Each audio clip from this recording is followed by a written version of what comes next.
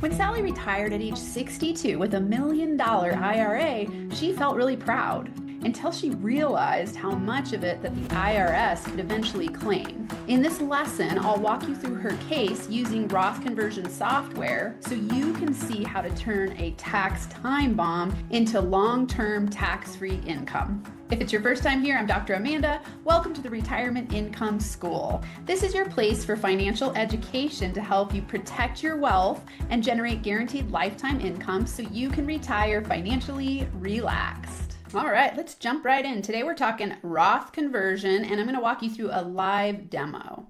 Before we dive into our case study, let's think about why you would want to do a Roth conversion right now. If you are moving into your 60s and you know that your RMDs are going to happen at age 73 or 75, you want to optimize this current time to be able to think about how much could I convert of my IRA or 401k to Roth in order to eliminate future tax problems. And so a Roth conversion is really about efficient tax strategy. Let's just think for a minute what the tax landscape is. So right now, the current tax environment with the One Big Beautiful Bill Act that passed in July of 2025 made the Tax Cuts and Jobs Act brackets quote unquote permanent.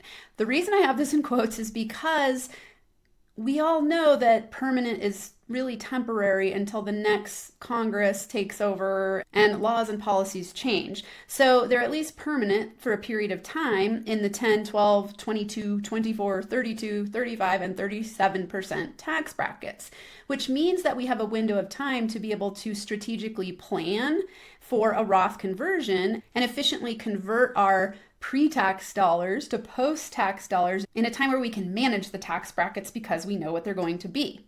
So the strategic implications here are that you have more room in lower tax brackets for conversions, and you want to be able to leverage this time to make adjustments before your RMDs hit and before taxes increase in the future. So this is part of the reason why Roth conversions are such a hot topic right now and something that's important to look at, especially if you have an IRA that's over $1 million, because in those higher tax brackets, that's when the 6 chain reactions of RMDs really hit you hard over the long haul. And if you don't know what I'm talking about, watch my video that talks about the 6 RMD tax traps, or if you're listening on the podcast, it's episode number 17. And I really want to hit home hard here about taxes. Check this out. Okay, this is the U.S. National Debt Clock. So you can go to this website. It's called usadebtclock.org. And this is a real-time debt clock that is telling you what the national debt is. Currently, we are at over $37 trillion. $37 trillion. And when you're watching this clock live, you just watch it going up and up and up and up. And something that's really important to notice on this U.S. debt clock is where our money's going in terms of the largest budget items. Take a look here. Medicare and Medicaid is our largest budget item. So when we're thinking about IRMAA, the income-related monthly adjustment amount that you pay as your income increases, think about how this is going to impact you as taxes are most likely going to be forced to rise. If we think about the national debt, I have not yet heard any financial person who's thinking about retirement income or just thinking about financial planning who doesn't believe that taxes are going to increase in the future. There's almost no way around it. And so if we think about this national debt increase and that Medicare and Medicaid is the number one largest budget expense, it's going to impact you significantly in your retirement age if you're not considering that taxes are going to go up. If you thought that taxes were going to go down in the future, let's say in the next 5 to 10 years, then a Roth conversion might not make sense for you, because if you're going to pay lower taxes in the future, you don't need to think about these things. The issue is that as RMDs increase, as you age, and as taxes increase in the next 5 to 10, 15, 20 years to deal with this national debt, to pay for Medicare and Medicaid, then you're going to be hit the hardest if you don't think about how to optimize your conversion strategy now while taxes are lower. And that's why this is such an important conversation, just for you to strategize. when do I want to pay taxes? Do I want to pay them now or do I want to pay them later? And what's my strategy to convert in the most efficient way possible with the least pain possible? I know that sometimes we think about, well, my IRMAA charges are going to go up in the years that I convert. True. Yes, they will. Because if you are converting your IRA and you're paying taxes on that income in the time that you're doing it, you're going to have upfront costs when IRMAA increases. But think about all of those years that you won't have RMDs later. So it's in some ways short-term pain for long-term gain in a setting when we can predict the taxes because we know the brackets currently. And this would only make sense for you if you do buy into the belief that taxes are going to have to increase based on the national debt and how we're going to be able to get out of national debt.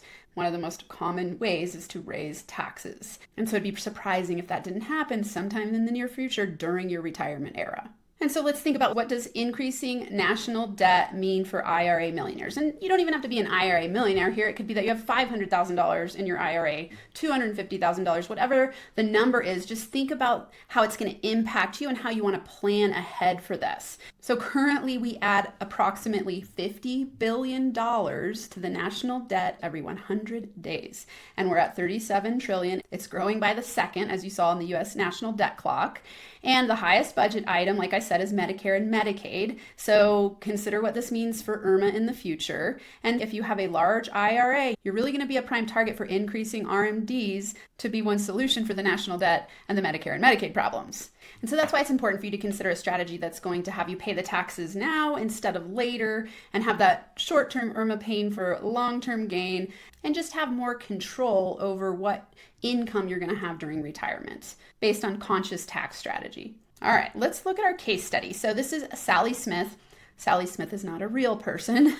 She's just a case study, an example I'm using from a compilation of different clients I've been working with who are using a Roth conversion strategy. So Sally's financial goals are that she wants to reduce future required minimum distributions. Hers would be at age 75. She's currently age 62. She has a $1 million traditional IRA. So that's pre-tax dollars. She hasn't paid tax yet on that $1 million IRA. She wants to minimize Medicare IRMAA surcharges in the future, and she also wants to create a tax-free legacy for her heirs so that they're not having tax issues when she passes on an inherited IRA that hasn't been taxed yet. So instead, she's looking at, okay, let's pay the taxes now, let's do the Roth conversion strategy, and let's see how we can do it in the most efficient way possible and still generate the most income for me in the future, and then be able to pass that on to my heirs tax-free. So her current income is $150K per year, and she has an adjusted gross income bracket of 22%. She is married, filing jointly, but because an IRA is an individual account, we're converting her IRA. We're not looking at her partners right now, just her IRA. And she has $5,000 a month of pension income. She's happy that this will meet her income floor. And so really she's looking at the conversion strategy to help her with her RMDs and passing on money to her heirs. She's not looking at necessarily an income play. She's looking at tax-free wealth building over time and reducing the problems that occur from the 6 chain reactions of RMDs. So we're going to walk through a Roth conversion demonstration using the Roth conversion software that I'm licensed to use for my clients. And there are 3 main goals in doing this. No out-of-pocket costs. So our goal is to be able to enter her information, her AGI, her tax bracket, and her retirement goals into the software, and she's not going to pay out of pocket to do the conversion. Now, some people choose to pay out of pocket, and as they convert, they don't pay the taxes from the internal process that we're going to look at, but some people choose to pay the taxes from the strategy I'm going to show you. There's also no premium reduction. What I mean by that is she's going to take her $1 million IRA and put it into our strategy, and the amount that she has in her IRA that gets converted to Roth is never going to go below $1 million, even though she's paying the taxes on the conversion. And then number 3, you'll see we can keep her in the same tax bracket, but it takes quite a lot longer. So if we move her up from a 22% to a 24%, which is only a 2% increase, it gives her a lot more room to do the conversion. So that's what we're going to end up doing in this case, but I'll show you how it plays out both ways if she stays in the 22% bracket or if she moves up to the 24%. And that way you can just see the differences in what that would look like for you. All right, so here we are in my software. So here's her name, Sally Smith. She's age 62, like we said. She's married, filing jointly. Her partner's name is Sam Smith, also age 62. We're using a Roth-friendly fixed index annuity for this example. And the reason that we use an annuity here is because it allows for a large bonus and then ongoing growth over the term of the contract, while also giving you a 0% floor, meaning you can never lose money, and you can use that bonus and the growth to pay the taxes internally. So in this case, we've got $1 million of premium, meaning she has $1 million IRA that we're converting. In this case, we're looking at a 20% bonus. She can withdraw money every year from this annuity penalty-free to pay for the taxes. And we are using a 5% rate of return. Now, this is a modest rate of return. Most annuities that we use are going to be between 4 and 8%. But I like to be on the conservative side just so that you can see with moderate growth what this would look like. Now, we said that she has a taxable income of $150,000. And I'm going to run this first at a 22% tax rate because that's her current tax bracket. So you can see what this looks like. And we're paying the taxes internally. And I put her as living in Colorado, which is a 4.4% state income tax rate. So that's all we need to do here in the software. Something to keep in mind here are the tax brackets. Now check this out.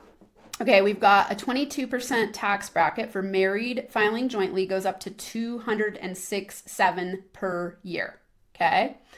And look at the difference between the 22% and the 24%. At 24%, which is only a 2% jump, so we think of this often in Roth conversion as the sweet spot to where a lot of people are in the 10, 12, 22%, and we want to jump them to the 24% tax bracket because it gives them all of this extra room to do a Roth conversion. And, while we know the tax brackets over the next few years, this is a really great sweet spot in the 24% tax bracket because it gives her all of this extra room. We're talking the difference between $394,600 at the top of that 24% bracket all the way down to $206,700 for the 22%. And so let's play out how this looks. If she were to do the 22% conversion, here's what we're looking at. It would take a long time because she doesn't have very much room. She only has $56,700 of room per year to do the conversion. Totally doable. She could do that if she wants to. It would just take quite a bit of time. She would still end up benefited in the end because you see here, she would be converting her wealth. She'd still be growing. She would have moved from a taxable IRA to a non-taxable IRA. So all this growth after the conversion would be tax-free. It just takes a very long time to do the conversion. And so let me show you what it looks like when we switch this to a 24% tax bracket, how fast she can do this conversion. Okay, so now when we see this blueprint, we're looking at, she has a Roth balance that's going up every year as she converts here. You see the IRA balance going down, the Roth balance going up, and she never goes below that $1 million that she put in. You see right away she has 1.2 because there's a 20% bonus on this annuity. So here it takes 1, 2, 3, 4, 5, 6 years for her to do the conversion if these numbers stay the same. Let's say she were to reduce her taxable income. Maybe she retires and her income changes, this goes down, then there's even more room to do the conversion faster. Some people like to do the 32% tax bracket so that they can convert in a faster strategy. Those are options. We're not going to walk through all of those. That's something we can do when we meet individually. But for now, let's just look at this with a 24% tax bracket. So in her initial account, she had $1 million. Immediately, the beginning of your balance is 1.2 million. And you see that we convert $176,268 because she has so much room in this strategy. She has $150,000 of income. We're giving her the 24% tax bracket room to convert. So that's $244,600 she can quote unquote withdraw. It's not really a withdrawal because you're not withdrawing. You're using that money within the same annuity to convert from a traditional IRA to a Roth IRA. And in that, this is the taxes that you'd be paying, $57,570, and state taxes would be $10,762. So you converted a total of $176,268. You do this over the course of 6 years in this strategy. And then at the end, what you see is that still at the end of the 6 years, she still has $1.2 million remaining after she's paid all of the taxes. She would have paid $889,000 in taxes had she not used our specific Roth conversion strategy. So she stands to be 125% in the positive using our strategy versus if she had just decided to stay in her traditional IRA route.